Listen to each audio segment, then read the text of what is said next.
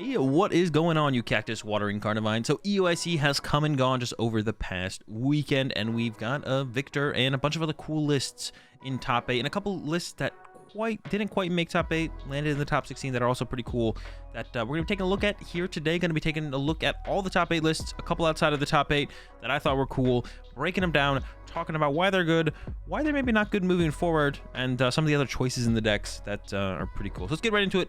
Going to be starting off with the winner, Alex Shemansky's Arceus Duraludon Vulpix deck. So this is kind of an anti-meta deck, and moving forward, I don't know how good this specific build of Arceus is going to be, but I do think Arceus is just a very powerful Pokemon in general, so I definitely expect some build of kind of an Arceus anti-meta type deck to be good. I think this one loses a little bit of its power now that the Vulpix is kind of a known quantity. We'll probably be seeing Gardevoir not just get more popular because Tord got second with it, but also now we'll be counting the Vulpix a little bit harder because yeah, it's just not fun to just lose to a Vulpix VSTAR. So in this build, you've got the 4/3 Arceus as the main attacker in the deck to get going, and can kind of cover a ton of situations with it, and it really is really good at setting up our primary anti-meta attackers from there. And for that, we have the Duraludon VMAX, which is very strong against Lugia, also pretty good against Goodra because it just kind of hit through that damage reduction attack that Goodra has. Can pretty aggressively set up 2 KOs on that. But yeah, the main matchup this is really good against is the Lugia deck, because the Lugia deck sometimes has their own Duraludon, or maybe like the single strike VMAX Urshifu to get around the Duraludon. But besides that, if they don't have either of those, they literally just lose to a Duraludon once it gets set up. So Duraludon, really strong in the Lugia matchup, just kind of a big Pokemon that can swing in general alongside the Arceus. You got the double Drapion in here, of course, for the Mew matchup. And then at the end of all that, you got the Vulpix line, the Vulpix VSTAR, which is really good against Gardevoir. And if you're not teching for Vulpix VSTAR specifically, Gardevoir decks actually don't really play a great way to deal with Vulpix. Its attack with the Snow Mirage is 160 damage. It isn't affected by any effects on your opponent's active Pokemon, so it's effectively a shred attack. And then during your opponent's next turn, prevent all damage done to this Pokemon by attacks from your Pokemons that have abilities. If you didn't know this, all of Gardevoir's Pokemon have abilities that you attack with, usually. So you kind of have to go out of your way to beat Vulpix VSTAR. But now that Vulpix VSTAR is kind of a known quantity as far as it's being good, I think we will see some of those Gardevoir decks pick up cards like the Mimikyu EX and stuff like that to kind of hard counter the Vulpix VSTAR. The Vulpix VSTAR isn't one of those kind of constant counters for Gardevoir. It's kind of like if the Gardevoirs aren't teching for the Vulpix VSTAR, it's great. When they are teching for the Vulpix VSTAR, not very good. The only other card I really want to talk about in this list, having talked about those, and kind of, well, I guess I talk about your Lost Box matchup a little bit. Your Lost Box matchup is pretty good because you 1-hit KO most things in the Lost Box deck just kind of straight up, and not that many things in Lost Box actually 1-hit KO many of your Pokemon that you're looking to set up. You can set up Arceus, maybe a Duraludon in that matchup.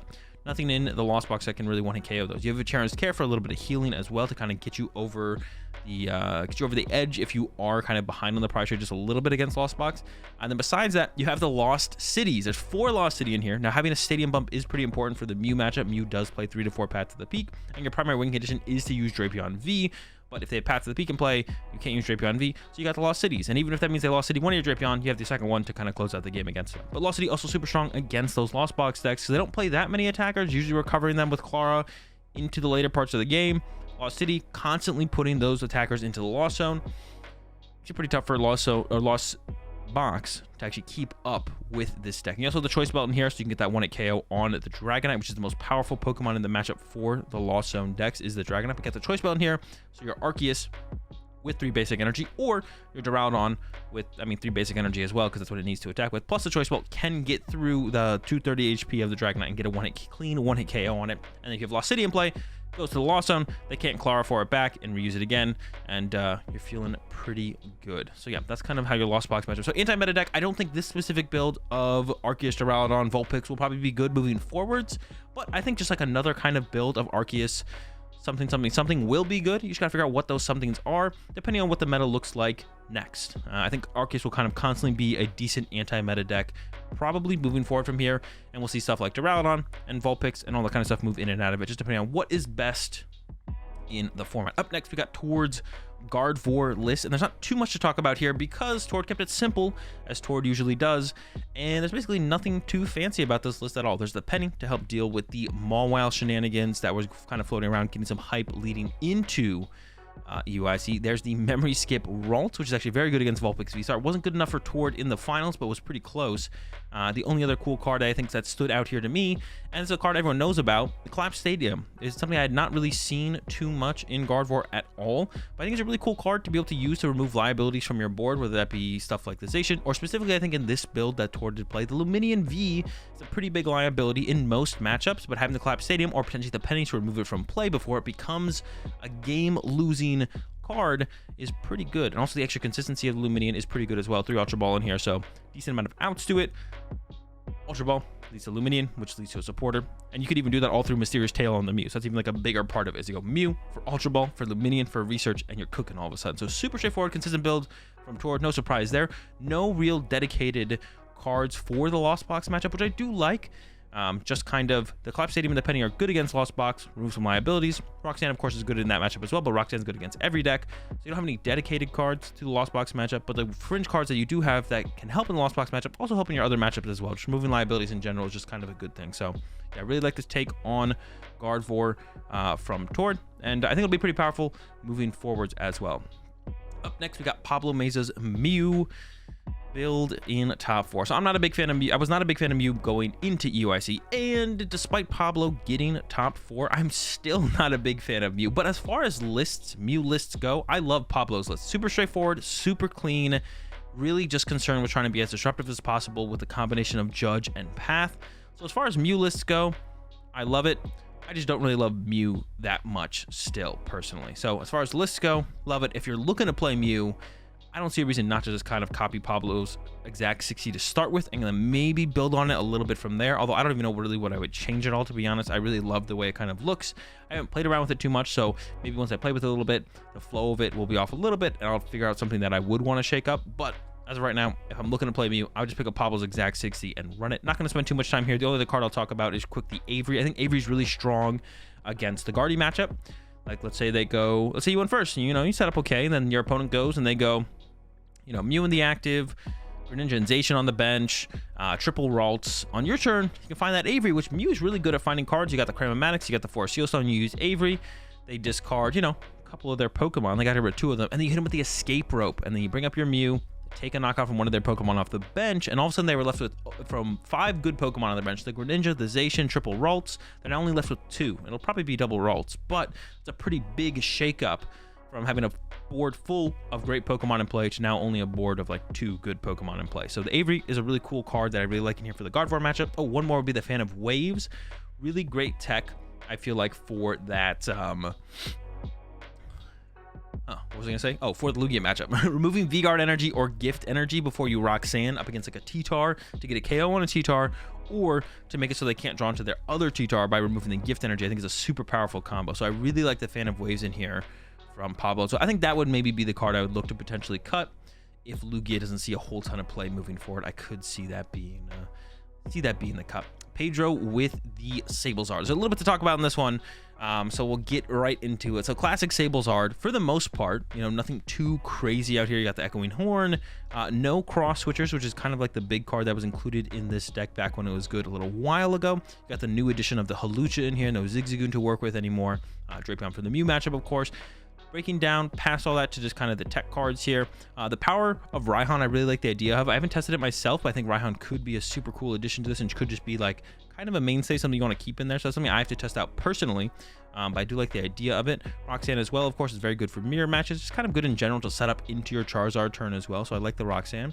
The big tech cards here, though, you got the Pidgeot V plus Mawile. So this combo is really good against Lugia specifically, because if Lugia generally, up to EUIC, didn't really play many ways to move their Pokemon that couldn't attack. So Luminion and Serena were the 2 main ones. And Serena was specifically annoying for this deck because this deck is actually pretty low damage in the early game until you get to the Charizard. So any damage you do with Cram or Sableye could be healed with Serena, which is like really annoying. But if they play the Serena but they don't play a switch card, what you could do is you could boss up the Serena, attempting Trap It with the Mawile, and then you have Pidgeot V to constantly loop with Vanishing Wings, so you never deck out, and then your opponent decks out first. Even if they play Judges, they'll deck out before the round ends, and then you win the game by deck out. So it's a really cool combo. I played it myself at EUIC in Sablezard. I played Sablezard myself. I played cross switchers and some other cards, but I definitely like the idea of maybe cutting the cross switchers and going with a more supporter heavy build. But yeah, the Pidgeot V Mawile combo, lock up some stuff. You can also do it against Gardevoir builds that don't play like a Penny or an Escape Rope or anything like that. You bring up their Greninja or their Manaphy, trap it in the active with Tempting Trapped, and then you don't deck out ever because you have the Vanishing Wings of the Pidgeot V. So super cool combo there. And then the other card to talk about would be the Miltank in this deck. Now this is to kind of stop. Another thing you can do with Mawile as well, if you're going up against a deck that plays Klefki, specifically Gardevoir. You're going up against Gardevoir and they have like the Klefkis, maybe they even have the Klefki Hatterene combo. One thing you can do is you can trap the Klefki in the active with the Tempting Trap from Mawile as well, which is like a super cool play you can do as well. You can trap it in the active and just kind of chill. You know, and then you have the Pidgeot once again to make sure you don't deck out first. You can trap it overall. The Miltank can also be cool to work in that scenario. If they have the Hatterene V can't hit Miltank. Another card that tries to combo with Klefki sometimes is the Regieleki V, the hit and run to, you know, bring up the Regieleki V. You hit for 30 damage, 60 damage, 90 damage, depending on how many Regieleki V max you have in play, and then you run to a Klefki. But you'll be doing no damage if there's a Miltank in the active. And all the while, if your opponent's not attacking with anything else because they're just leaving Klefki in the active, you can just start to set up your Miltank and then start to use Route and take knockouts on Klefkis. So the Miltank's a really cool addition in here as well to kind of stop the good old hit and run from some of those decks out there into the Klefkis. Now, it's not super popular. The Klefkis were reasonably popular at EUIC in the Guardy decks, not always with like hit and run combos like the Hatterene, but yeah, the Miltank's okay. It depends if the Klefki hit and run combos stay true and people keep playing that, but definitely a cool tech to have in the back pocket in this deck to potentially run. So yeah, I definitely like the Miltank. The Pidgeot V and Mawile I think is a little bit past its time now. We're seeing pennies in most Gardevoir lists, and even in the Lugia list, we're usually seeing something like an Escape Rope or a Penny, or even a Thornton is also another card we've been seeing. So I don't think the Pidgeot V Mawile combo is that great anymore, but it definitely could make a comeback as the meta continues to evolve. Those cards get cut once again, then the Mawile comes out back on top. Moving on, we got the Goodra from Aiden. There's nothing too special here. Double Drapion, really trying to beat that Mew deck. And then we see the Melanies in here as well. Pretty much every Goodra list, I feel like, has gone to the double Melanie, sometimes even triple Melanie in their list, just trying to more consistently get out that turn 2 Goodra VSTAR. Sometimes you get the double Colress back to back, some Comfeys, you get the Mirage Gate playoff, that's great. But other times you come up a little bit slower than that, and then the Melanie can kind of fill those gaps, get that first Goodra attacking, and then you have the Mirage Gates to use on your second Goodra to kind of clean up from there. So yeah, Goodra I think is like pretty solid right now. I'm not the biggest fan of it because I feel like it does have a tough time against Gardevoir, and I feel like Gardevoir's been picking up some steam lately. But yeah, still a decent fan of Goodra. Nothing too much to say here. I'm personally a fan of Double Choice Belt to be able to find it sooner, to be able to deal with Dragonite, but and then the Crystal Cave is an interesting inclusion here as well. I'm not sure what math that really lines up overall. Probably pretty good against Lost Box. You start using Sableye Snipes or Greninja Snipes, start to heal that off your Goodra so the Dragonite can't quite as easily get to a knockout. I could see that being pretty good as well. So yeah, the Crystal Cave, not sold on it. Would have to know the numbers that it kind of lines up really well into. And also, I don't think you need 2 Drapion. I think 1 Drapion is usually enough for the Mew matchup. If you do want a tech to beat it. Mew's not in a great spot right now, nor is it like that popular, but I think you could definitely get away with 1 Drapion. The 2 Drapion, I don't think it's overkill. Depending on how popular Mew is, it's definitely worth it, but in the current meta, it feels like a little bit overkill. But yeah, nothing too much to say here on the Goodra from Aiden. The Lugia lists do get interesting though. This one was from Trevor, and it's rocking the Duraludon VMAX. 1/1 Duraludon VMAX. And this one, like I mentioned, people are trying to play Penny, Escape Rope, and Thornton. We see the Thornton is in this list, so you can do some pretty cool combos. You know, reuse some of your attackers in certain matchups as well can be pretty cool. Like if you're up against a Miraidon, you attack with Sojourner, they KO your Sojourner. You go Luminion to get Thornton, your Luminion into Sojourner, attack with Sojourner again. Cool combos like that are really, really powerful. Against a lot of matchups, we're using T-Tar, the Yveltal.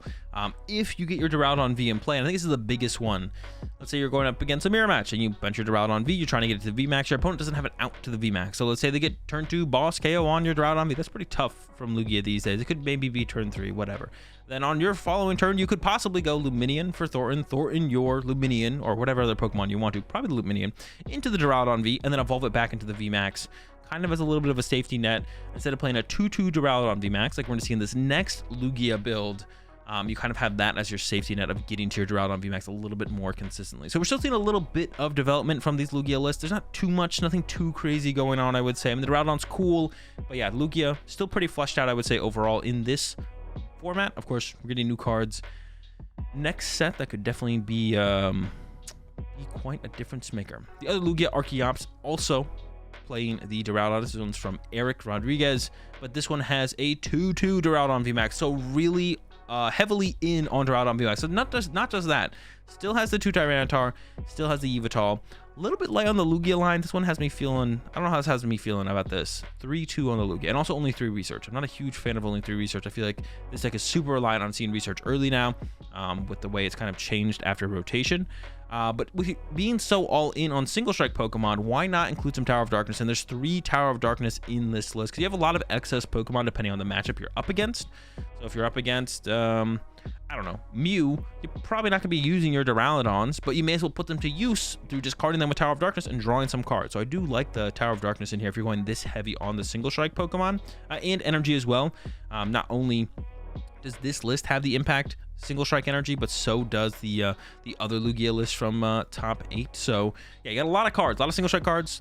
They're not all good in all matchups, and depending on the scenario, just digging for a couple extra cards could definitely be the difference maker between, you know, getting out turn 2 double Arceus or not. So I like the idea of the single strike Tower of Darkness for sure. I guess one other thing I'll mention about these Lugia lists, the regenerative energy is definitely getting cut back a little bit. You do have to find room for the impact energy. This one only plays 1 regenerative energy, and this other list from Trevor plays 0 regenerative energy. So it kind of makes sense, like you have to find room for the impact energy. And overall, I'd say the gift energy and V-Guard energy are the more impactful energy. Regenerative energy is a little bit sometimes it happens, depends if you get hit with a cram usually, and even then sometimes your first Lugia is getting hit with a cram, so you're going to evolve it before you could find the energy, so the damage is sticking in play anyways, so it makes sense. But yeah, cool takes, a little bit more, like I said, not too much more to like kind of see with Lugia decks. The other thing I saw at EUIC from Lugia decks, so some people were playing a 1/1 single strike Urshifu, which was also cool.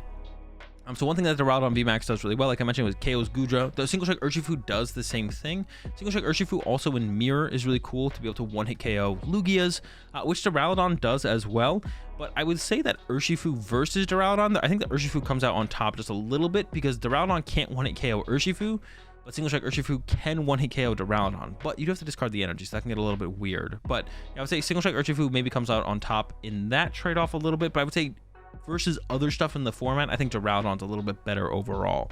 It's a little bit less invested to get off the attacks, and of course the Skyscraper ability. Sometimes you just set it up turn 2 and you just beat the other Lugia players, so that's pretty cool. The last top 8 list, I thought that was the last top 8 list. We got one more. Robert with the Miraidon. Now this is a super turbo Miraidon list, and this is what I like to see from Miraidon. Just straightforward, turn 1 attack, try and be consistent. So I'm a big fan of the idea of this kind of list. It'll look like the Cramomatic I'm a little bit sus on, but maybe better than I'm giving him credit for. Echoing Horn I'm also a little bit sus on, but I think it's really good in the Lugia matchup, actually. I found whenever I played this deck up against Lugia, you could definitely get to points against Lugia where they could kind of, you know, force you to kind of KO their Stone Journey. You know, you maybe chase two Briders in a row, but now there's a Stone Journey in play, and you kind of have to respect it and deal with it. But the Echoing Horn allows you to put another 2-prize Pokemon back into play, kind of fully go after that 2/2/2 route. Also probably pretty good against Goodra as well. So Echoing Horn, interesting addition. Cramomatics, interesting additions as well. I wonder if you could just play like Trekking Shoes and you maybe come out to about a reasonable or close enough. 4 Switch Cart is also pretty interesting as well. Pretty good against Lost Box. I would imagine some form of healing for that matchup sounds pretty good to me. So I'd imagine that's why the Switch Cards are in here. Kind of stops the good old 1-2 punch from Sableye into Cram, or Cram into Sableye, excuse me. So you kind of stop that, or Cram to Cram on like a Miraidon or something, or even Cram to Cram on a Raikou. You'd actually also shut that down as well. So the Switch Cards can kind of shut down some of those early trade shenanigans, you know, even like a Cram into a Greninja on a Raikou, stuff like that. So I do like the idea of the Switch Cards for that. It's a lot of Switch Cards though. 1 Escape Rope, 4 Switch Cart, 3 Beach Court. You're not really needing to switch back and forth too much. Of course, you can get some value out of Fleet-Footed from switching back and forth, but it's pretty limited overall. But I like the list. I like it. No gimmicks for the Lost Box matchup. No Klefki, nothing like that. Just straightforward, trying to be aggressive. Has a ton of aggressive options. That's what I would like to see from Miraidon list. So I really like the idea of the list, but I also don't think Miraidon's that great right now. They did get top 8. But going forwards, if you reran the tournament even, I don't think we'd see Miraidon in top 8 once again. There's too many tough matchups for Miraidon right now. The Guardian matchup's tough. The Lost Box matchup, even with 4 switch card, is still tough. And if you go down like a Klefki route, your deck just gets really clunky. And then sure, your Lost Box matchup might improve, but all of your other matchups suffer for that. So I don't think there's a solution for Miraidon in the current format, in the current meta. Might need another set. Might need another set. Might just need a little bit more evolution of the meta. But Miraidon, I don't think is right now, despite it getting top 8. But moving into the future, I think it's a very powerful deck. It's just not right for it right now. 11th place, Tobias with the with Single Strike, Rapid Strike box, not Single Strike. I was gonna say Urshifu box, but it's really more of a Rapid Strike box. So this is one of the, not quite in the top 8, landed in top 16, but I think it's a really cool deck. Now this deck, I'm not gonna talk too much on at all because there's a lot going on here, and I haven't played the deck at all, and there's a lot going on, so I don't want to I just don't know what the game plans are in many of the matchups. So you got the Double Gunner ability from the Inteleon VMAX, which is really good against Lost Box decks. They don't have Scoop Up Net anymore. You can chase down the Manaphy's, chase down the Comfeys pretty aggressively, 20 damages to 2 of your opponent's Pokemon for discarding a water energy. You got the Urshifu with the G-Max Rapid Flow, of course, really good against Miraidon. Double Drapion to cover up your Mew matchup, and then with the Double Gunner, with some Radiant Alakazam, moving the damage counters around, you can combo that with the Medicham V to clean up some of those small Pokemon, whether it be Ralts and Curlias or Comfeys and Manaphy's. Yogaloopin is pretty good. So you can Yogaloop, clean up a bunch of small poke, and then get to work with G-Max Rapid Flow. Or you can just kind of keep attacking with the G-Max Spiral, and that might be enough as well, to be honest. I'm actually not too sure because I haven't played the deck a whole ton. There's a whole bunch of going on here. But I thought it was a really cool deck, so I definitely want to show this off to you all so you can take a look at it, see that there's some crazy stuff going on with Rapid Strike, and maybe that'll inspire you to pick it up and try it out. And by the way, if you guys want to easily import any of these decks to PTCG Live, I'm going to link the tournament page on Limitless in the description, where you just go to the tournament page and then click on the deck you want to see, and then you just click copy to clipboard and then import it into PTCG Live. I was going to say or PTCGO, but I don't think anyone's on PTCGO anymore. So yeah, link in the description to the tournament page. Click on the deck that you think is cool, copy to clipboard, take it over to PTCG Live, and start playing some games, unfortunately, on PTCG Live. And the last deck I want to talk about, top 16, 12th place from Braden Elfert, is another Arceus build. This is what I was talking about. I think Arceus is good. Now, what you pair Arceus with is kind of the question. Arceus itself, very good, very powerful, big Pokemon. Starbirth is insane. But what you pair it with, I think, is going to be the big question moving forward. Do you stay with something like Alex Sheminsky's, or do you take a look at Braden's build and maybe you go with this? Now, this one is, once again, heavy on the Vulpix, which I was just kind of talking about. I'm not that big of a fan of the Vulpix moving forward. It feels kind of meh. Flying Pikachu is kind of cool, though. Good in a ton of matchups right now. Really good against Lugia. Well, unless they have the Duraludon. Duraludon kind of mucks that up a little bit. But Duraludon does not one-hit KO your Flying Pikachu. Espeon, very good against Lost Box. Flying Pikachu, very good against Lost Box. Arceus is pretty good against Lost Box. Vulpix, not as good against Lost Box. Also, the Guardy players are starting to tech a little bit more for the Vulpix. But I just want to show this one off to show that there's different ways to play the Arceus. And like I said, I think Arceus is just good. What you pair it with is kind of the question. Also, this one is kind of cool. You got the leafy camo poncho, so you can set up your Espeon or set up your Flying Pikachu, put a poncho on it, and then your opponent can't boss chase it. A really cool play you can do against Lost Box specifically is if you set up your Flying Pikachu VMAX, it's near active, it's got a leafy camo poncho. Your Lost Box opponent can't go escape rope it to the bench and then boss it back to the active and then knock it out with Raikou, because they can't boss it because of the leafy camo poncho. Now, Lost Box does play vacuums pretty often, but you do force them to find that extra piece. You got some judges in here as well, so you are disrupting them. So yeah, another cool take on our Arceus deck. Just wanted to show it off. There's more ways to play Arceus. I think Arceus is good. What's the best way? I don't know. If you figure out the best way to play Arceus, let me know, because I would like to know, because I haven't found anything else better yet, but I'm sure it's out there. Anyways, that's going to do it for this video. Taking a look at the top placing and some of my favorite lists from EUIC. If you guys think I missed any really cool decks from EUIC, let me know in the comment section down below, the name and what place they got. And yeah, link for the tournament in the description so you can import any of these lists easily into PTCG Live from Limitless and play with these decks. And I'll catch y'all in the next video. Peace.